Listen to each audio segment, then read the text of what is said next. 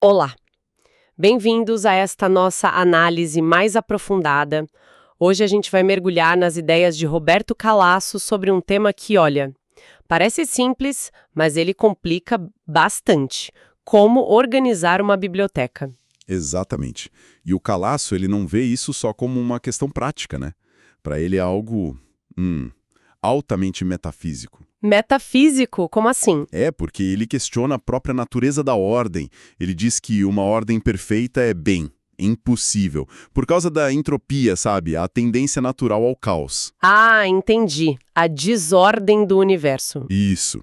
Só que, ao mesmo tempo, viver sem nenhuma ordem também não dá, né? É inviável. E é aí, nesse espaço meio tenso, que nossa relação com os livros, bom, ela se revela de um jeito muito interessante. E é justamente isso que a gente quer fazer aqui. Investigar essas ideias mais fascinantes do Calasso sobre bibliotecas, leitores, coleções, até livrarias, né? Tudo com base nos textos que a gente recebeu. Ok, então, vamos lá. Por onde a gente começa? A ordem da biblioteca. Pode ser. Ele sugere que não tem uma ordem certa, né? A melhor ordem, para ele, é plural. Tem que refletir quem usa a biblioteca. Plural como? Ele fala em duas dimensões de tempo, assim, operando juntas. A sincrônica, que é tipo a foto de hoje, sabe? Como a biblioteca funciona agora para o uso atual. Ok, o presente. E a outra. E a diacrônica, que são as marcas do tempo, as camadas, quase como geologia. Como a coleção foi se formando com as fases da vida da pessoa, os interesses que mudam, os caprichos. Nossa, uma visão bem orgânica, né? Camadas geológicas de livros. E ele inclui as ordens mais, digamos, óbvias também, tipo alfabética. Sim, sim. Ele menciona as ordens funcionais, tipo organizar por assunto para achar rápido, e as maquináticas, como a alfabética. Mas o ponto dele é que a mistura de tudo isso, pessoal, o histórico, o funcional, cria uma ordem meio esburacada, cheia de falhas, perto do caos. Um caos com sentido, então. Exato. E aí entra aquela regra famosa do Aby Warburg, né? A do bom vizinho. Ah, sim, explica um pouco pra gente. O Warburg, que era um historiador da arte obcecado com a própria biblioteca, ele acreditava que, na biblioteca ideal, quando você procura um livro, muitas vezes o livro que está do lado, o tal bom vizinho, acaba sendo ainda mais útil. Abre uma conexão que você não esperava. Que interessante! E o Calasso viveu isso. Sim, ele conta que sentiu isso na pele lá no Warburg Institute, em Londres. A biblioteca do Warburg era vista como um lugar psíquico, sabe? Uma tentativa de mapear o pensamento do próprio Warburg. Biblioteca como mapa da mente. Faz todo sentido. E isso leva a gente para o jeito bem particular do Calasso lidar com os próprios livros, né? Aquela história de cobrir. Ah, essa parte é ótima. Ele confessa que cobria quase todos os livros dele com papel vegetal ou papel de seda, tipo os antiquários franceses faziam. E por quê? Para proteger a capa, imagino? Bom, essa era a desculpa oficial, mas a razão verdadeira, ele admite, era outra. Ah, é? E qual era? Era para complicar a própria vida, deixar os títulos na lombada mais difíceis de ler, quase ilegíveis mesmo. Complicar. Mas para quê? Ele dizia que isso dava um alívio, sabe? Para não ser confrontado o tempo todo pela presença de cada livro ali na estante. Ele preferia achar os livros quase pelo tato. Ele descreve como delicadamente mumificados. Mumificados. Que imagem. Menos informação visual para ter mais paz. Isso. E tinha outro motivo também, um pouco menos confessável. Conta, conta. Era para dificultar a vida dos visitantes, para que ninguém identificasse rápido demais os títulos e invadisse assim a paisagem mental dele de supetão. Evitar uma intimidade forçada, entende? Entendo. Ele até compara isso com aquelas estantes vazias que a gente vê atrás de político na TV, né? Exato. Para ele, a biblioteca não é só um depósito, é uma fronteira do eu. E a organização, ou até a ocultação, é um jeito de gerenciar essa identidade para o mundo. Fascinante. Essa defesa da privacidade intelectual pela organização física. E sobre o leitor? O Calasso diferenciava os tipos de leitura? Sim, ele faz uma distinção importante. Tem a leitura que é tipo contínua, quase como respirar, e tem a leitura esporádica. E o verdadeiro leitor? O verdadeiro leitor, para ele, é esse que está sempre lendo várias coisas ao mesmo tempo, seguindo um fio ou vários fios que vão se tecendo e desfazendo a cada livro novo. Uma imersão constante. Isso. Ele até cita uma frase forte de um chinês na fila de execução: cada linha lida está no lucro. Mostra a urgência, a intensidade dessa relação. Nossa, que pesado. E ele parecia gostar de uma certa anarquia na leitura também, né? Totalmente. Ele admirava o jovem Pierre Bayle, que pulava de livro em livro como um amante volúvel, e defendia o que ele chama de leitura selvagem. Leitura selvagem? O que é isso? É a capacidade de aprender até com livrescos, como ele dizia. Ele cita um amigo, o Baslin, que achava pérolas em bancas de usados em Roma. A ideia é que o aprendizado não está só nos clássicos, sabe? A descoberta pode vir de qualquer lugar. Entendi. Não ter preconceito com o material.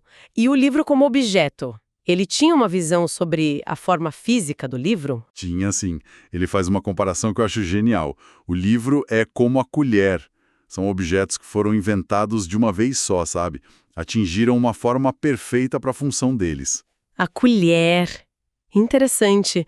E o livro? Ele diz que o Códex, aquele formato com páginas costuradas que surgiu lá pelo século IV d.C., já era o livro essencial, muito antes de Gutenberg. A forma física se adapta perfeitamente aos nossos gestos de segurar, folhear, ler. Então, o formato não é um acaso, faz parte da essência. E como isso se liga à ideia das coleções editoriais, que ele também discute bastante? A ligação é direta. Se o livro é esse objeto perfeito, os editores podem agrupá-los de um jeito que crie sentido. Para Calasso, criar uma coleção é uma das altas especulações editoriais. Não é só design bonito, é criar um enclave com sentido próprio. Um mundo dentro do mundo dos livros? Exato. Ele até critica um pouco a cultura do one-shot, sabe? Livros lançados de forma isolada sem se conectar a outros. E ele dá exemplos de coleções que funcionam assim, que criam esse tal enclave. Dá sim. Ele cita algumas italianas importantes do pós-guerra. O Saggi, da Einaudi, que tinha uma cara de esquerda iluminada, ou La Cultura, do Saggiatore, que era mais ligado ao pensamento novo da época. Fenomenologia, estruturalismo. E tinha uma alemã que ele gostava muito, né? Tinha a Der Jüngste Tag, do Kurt Wolff, lá do começo do século XX. Essa era especial para ele. Por quê? O que tinha editor especial? Porque foi ali que saíram os primeiros livros de gente como Kafka, Robert Walser. E ele disse que aqueles livrinhos fininhos, capa preta, mesmo hoje, mais de 100 anos depois, eles meio que exigem ficar juntos na estante. A coleção criou uma identidade muito forte. Entendi. A regra seria, se você gosta de um, provavelmente vai gostar dos outros da coleção. Exatamente, essa é a regra de ouro para ele. A coleção funciona se quem compra um título é um leitor em potencial dos outros. Cria um universo próprio. Essa coisa dos livros se conectando, criando universos, isso aparece também naquelas histórias de descobertas em sebos que ele conta, né? Aqueles acasos felizes. Sim, são momentos quase mágicos que mostram como os livros têm vida própria, abrem sua fata libelli, né? Os livros têm seu destino. Ele conta de achar num sebo um livrinho do Freud com dedicatória para um amigo arqueólogo. Certo. E do lado, esquecido, um livro do Wilhelm Fliess, que o Freud chamou de o mais amado de seus inimigos. Dois caras super ligados reunidos ali pelo acaso numa prateleira. É incrível. Nossa, que coincidência. E tem a história do Pound também, né? Isso, uma edição das Rimas do Cavalcante feita pelo Ezra Pound, quase fantasma, publicada em Gênova. Ele achou por causa de uma notinha num catálogo. A edição tinha escrito edição emendada nas ruínas e uma dedicatória do próprio Pound. Uau! Ou achar num leilão um lote que ninguém deu muita bola, mas que tinha escritos do Aby Warburg, cópias pessoais com dedicatória, um relatório super importante sobre a biblioteca Warburg. Esses achados não são só sorte, né?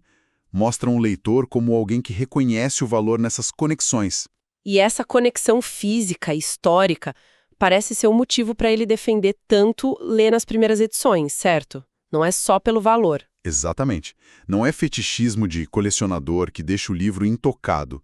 Para ele, a primeira edição tem a estampagem do tempo. O formato, a letra, as margens, até os errinhos, Tudo isso faz parte da obra, nasceu junto com ela. E isso muda a leitura. Ele dá exemplos? Dá sim. O primeiro livro do Kafka, Betharton, o formato era alto, com margens largas. Isso se perde nas edições de bolso hoje. Ou, um caso ainda mais claro, o dicionário do Pierre Bayle. O que tem o dicionário do Bayle? Na edição original, as notas de rodapé são gigantescas, ocupam quase a página toda. E era ali, nas notas, que o Bayle escondia as ideias mais polêmicas, a malícia dele. Essa arquitetura da página é fundamental para entender o autor e some completamente nas edições modernas. Ler na primeira edição é se conectar com a origem da coisa. Entendi. E essa conexão física vai além. Tipo, interagir com o livro enquanto lê. Ele tinha opiniões sobre livros que ficam novinhos na estante? Ah, fortíssimas. Ele desconfiava de quem não deixava marcas nos livros. Um livro intacto para ele era sinal de indiferença, de mudo estupor. A leitura tem que deixar rastros, mesmo que discretos. Que tipo de rastros? Ele menciona os pontinhos quase invisíveis que um amigo leitor Enzo Turola fazia, ou as exclamações furiosas de outros leitores, as anotações do Borges nas folhas de guarda. E ele era contra usar caneta, né? Era assim, preferia lápis. Mas ele abre uma exceção para o Oliver Sacks. Ele conta que viu um livro do Chomsky, que era do Sacks, todo sublinhado de caneta e com régua. Cheio de notas em preto e vermelho. Uma explosão controlada. Ele perdoa pela irreprimível influência do Sacks. Mas o ponto é, o importante é usar o livro, ter contato. E isso se liga com aquela citação sobre o fetichismo? Do sapato? Exatamente, a citação do Karl Kraus, sobre o sol não há ser mais infeliz do que o fetichista que almeja um sapato de mulher e tem de se contentar com uma mulher inteira. O fetiche pelo livro, para Calasso, só vale se for pelo livro usado, lido, manuseado. O objeto tem valor na sua função. Ok, então a gente marca os livros, usa. Mas e quando um livro não serve mais? Como lidar com o descarte, a necessidade de excluir para manter alguma ordem? Olha, uma biblioteca também se faz pelo que não está lá, né? O Calasso fala dessa necessidade de excluir. Livros ruins, edições que ficaram velhas, presentes que a gente não gosta. E como fazer isso? Ele sugere algo? Ele menciona a tática do Borges, que ele achava elegante. Sair com uma pilha de livros indesejados, sentar num café e discretamente esquecer o pacote lá ao sair, torçando para ninguém devolver. Podar a biblioteca é tão importante quanto comprar mais. Faz sentido. Falando em comprar, Calasso também pensa sobre as livrarias, né? Qual seria a livraria ideal para ele? A regra dele é ótima. A livraria ideal é aquela onde você sempre acaba comprando pelo menos um livro.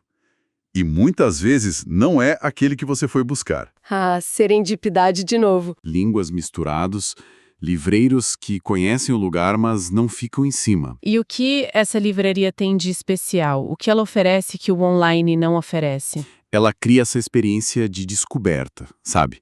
Uma mini Europa literária ali, você acha o inesperado. Isso é o oposto do desafio de muitas livrarias hoje, que ficam soterradas pela avalanche de novidades e lutam por cada centímetro. Calasso é bem claro, a livraria física não vai ganhar da Amazon em quantidade de estoque ou rapidez. A aposta tem que ser no que o digital não tem, o contato físico e, principalmente, a qualidade. Qualidade, uma palavra difícil, né? Como ele define isso para uma livraria? Ele mesmo diz que é elusiva, cita até o Pirsig, mas ela se manifesta no ambiente, na atmosfera e, acima de tudo, na curadoria, na seleção do que é oferecido. E como seria essa curadoria na prática? Ele tem alguma ideia? Tem. Ele sugere, por exemplo, criar uma seção de autores, ou literatura, Weltliteratur, como ele diz. Ali você juntaria várias obras de um mesmo escritor importante. Não importa o gênero, romance, ensaio, poesia. Interessante. Isso colocaria o livreiro num papel mais ativo, né? Exatamente. O livreiro como um primeiro crítico, um curador, usando o faro para decidir quem merece estar ali. Não só um vendedor, mas alguém que organize uma paisagem de livros com sentido. E a experiência de estar na loja? Poder sentar, folhear. Fundamental. O browsing, como se diz. Ele critica um pouco essa tendência de misturar livraria com café, com loja de design, com tudo. Tipo a rede Tsutaya, no Japão. Ele acha que isso pode diluir a experiência. Para o Calasso, o livro se basta.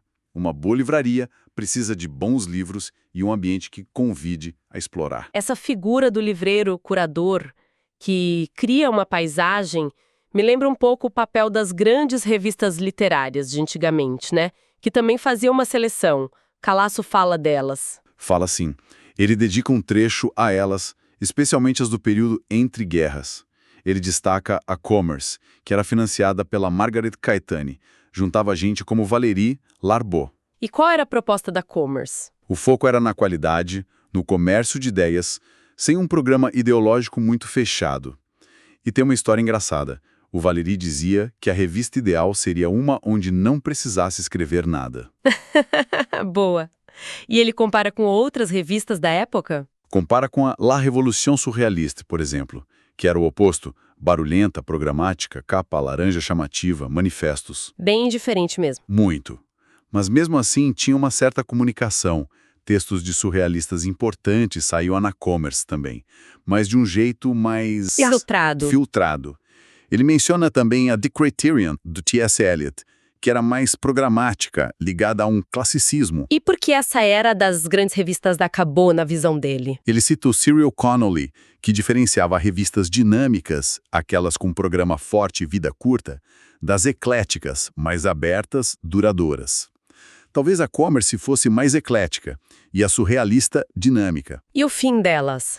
Calasso sugere que essa era acabou quando a própria ideia do novo, da vanguarda, perdeu um pouco a força. E a literatura talvez tenha se tornado uma prática mais individual. O que, pensando bem, conecta com toda a dificuldade de impor uma ordem unificada que ele discute desde o começo, né? A conversa literária ficou mais fragmentada. Faz todo sentido. Depois dessa viagem toda pelas ideias do Calasso, qual seria a grande lição sobre nossa relação com os livros, com as bibliotecas? Acho que fica muito claro que ele vê essa relação como algo vivo, orgânico, sabe? Bem pessoal. Qualquer ordem que a gente tente colocar é sempre... provisória. Instável. Um estado de suspensão sobre o abismo, como ele fala, citando Benjamin. Não tem fórmula mágica, porque a biblioteca reflete a nossa mente, que está sempre mudando. E mesmo a bagunça, as caixas fechadas, podem dizer muito. Lembrei daquela história final dele com o Jacob Taubes. Ah, essa história é fantástica. O Taubes vai visitar o Calasso, que está de mudança. Apartamento cheio de caixa de livro fechada. Não dava para ver nada da biblioteca organizada. E aí? Aí o Taubes simplesmente mete a mão numa caixa, aleatoriamente, e puxa um livro. E era um livro do Ludwig Klages. Klages. E o que tem ele? Era um autor meio complicado, quase proibido em certos círculos intelectuais da época. E a reação do Taubes foi de cumplicidade total. Um olhar tipo, como você ousa ter isso aqui, sabe? Criou uma conexão imediata. Aquele único livro, pescado no meio do caos, disse tudo para o Taubes sobre o Calasso. É uma imagem muito forte para a gente terminar. A biblioteca, organizada ou não, sempre acaba nos revelando. É um espelho das nossas buscas, das nossas afinidades, até das nossas contradições. Exatamente. E talvez a pergunta que o Calasso deixa no ar não seja tanto como ter a biblioteca perfeita, mas sim, o que é o nosso jeito particular, talvez imperfeito, de viver com os nossos livros, diz sobre quem a gente realmente é. Fica aí a reflexão.